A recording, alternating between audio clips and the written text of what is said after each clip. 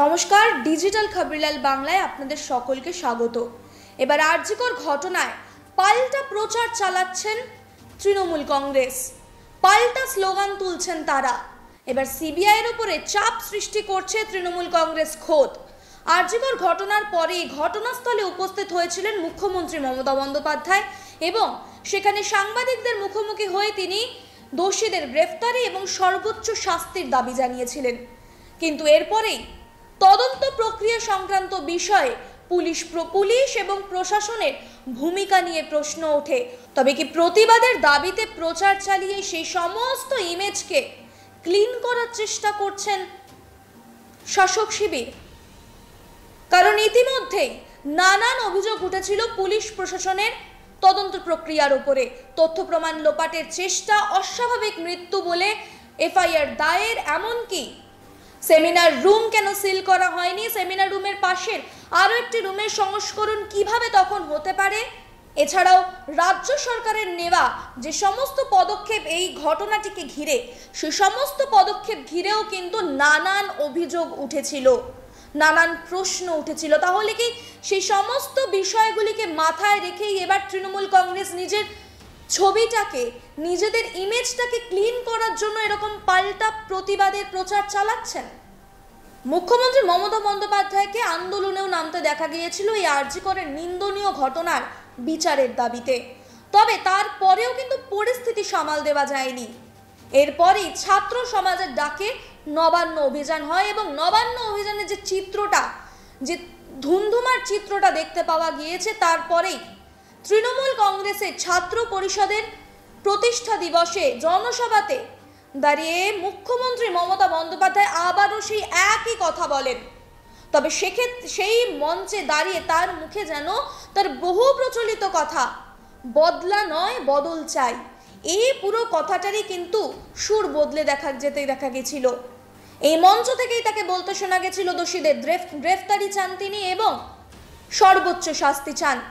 এছাড়াও এখান থেকেই তিনি ঘোষণা করেছিলেন তৃণমূলের নানান কর্মসূচির। আরজিকরের এই ঘটনায় বিচারের দাবিতে আন্দোলনে সামিল হতে জানিয়েছিলেন তিনি।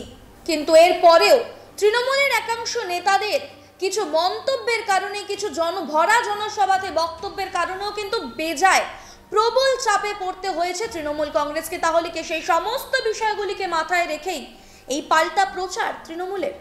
এছাড়াও আরজিকরে 14ই আগস্ট রাত্রিবেলা যে দুষ্কৃতী হামলা হয়, সেই নিয়েও কিন্তু প্রবল চাপে পড়তে হয়েছিল, নানান প্রশ্নের মুখে, নানান অভিযোগের মুখে পড়তে হয়েছিল শাসক শিবিরকে। তাহলে কি সেই সমস্ত বিষয়গুলিকে মাথায় রেখেই এমন পদক্ষেপ, নিজের ইমেজকে ক্লিন করার জন্যই এই পাল্টা প্রচার চালাচ্ছেন তৃণমূল কংগ্রেস? প্রশ্ন তুলছে রাজনৈতিক মহল। তবে এক্ষেত্রে লক্ষণীয় যে বিষয়টি, হোর্ডিংয়ে দেখা যাচ্ছে মুখ্যমন্ত্রী মমতা বন্দ্যোপাধ্যায়ের সঙ্গে অভিষেক বন্দ্যোপাধ্যায়ের ছবি। আরজিকরের এই ঘটনার প্রথম থেকেই মুখ্যমন্ত্রী মমতা বন্দ্যোপাধ্যায়ের সাথে অভিষেক বন্দ্যোপাধ্যায়ের কিছুটা দূরত্ব লক্ষ্য করা যাচ্ছে, এমনটাই কিন্তু জল্পনা উঠেছিল। এছাড়াও কিছু মাস আগের কথা নিশ্চয়ই আপনাদের মনে থাকবে, 21-এর মঞ্চতেও কিন্তু অভিষেক বন্দ্যোপাধ্যায় যেন থেকেও ছিলেন না। এবং সেই 21-এর মঞ্চের যদি পোস্টারটি দেখতে পাওয়া যায়, যে কটি পোস্টার দেখা গেছে, প্রতিটি পোস্টারে কিন্তু মুখ্যমন্ত্রী মমতা বন্দ্যোপাধ্যায়ের সঙ্গে অভিষেক বন্দ্যোপাধ্যায়কে দেখতে পাওয়া যায়নি।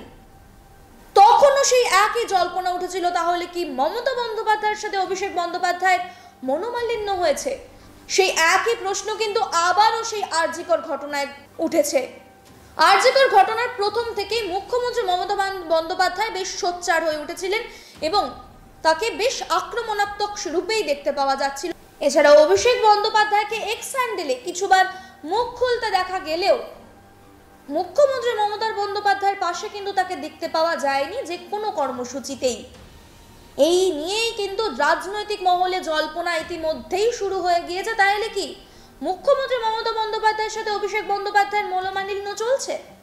এছাড়াও সূত্র মারফত খবর পাওয়া গিয়েছিল অভিষেক বন্দ্যোপাধ্যায় ঘনিষ্ঠ মহলে জানিয়েছিলেন রাজ্য সরকারের নেওয়া এই আরজিকর ঘটনার যে সমস্ত পদক্ষেপ, সে সমস্ত পদক্ষেপই ভুল, সে সমস্ত নেওয়া পদক্ষেপেই ব্যর্থ হয়েছে রাজ্য সরকার, এমনটাও কিন্তু সূত্র মারফত খবর পাওয়া গিয়েছিল। তাহলে কি সেই সমস্ত জল্পনায় ইতি টানলেন এবার তৃণমূল কংগ্রেস খোদ?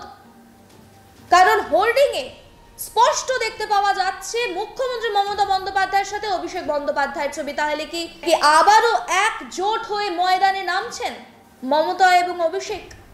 তবে কি এবার জোটবদ্ধ হয়ে সিবিআইয়ের উপর চাপ সৃষ্টি করতে নামছেন তৃণমূল কংগ্রেস? প্রসঙ্গত তৃণমূলের অন্দরে যে গোষ্ঠী দ্বন্দ্ব চলছে, যে দুটি দল দেখতে পাওয়া যাচ্ছে, যারা এক দল এই আরজিকরের ঘটনায় প্রথম থেকেই সোচ্চার হচ্ছে এবং যার জন্য সমালোচনার মুখেও তাদেরকে পড়তে হচ্ছে।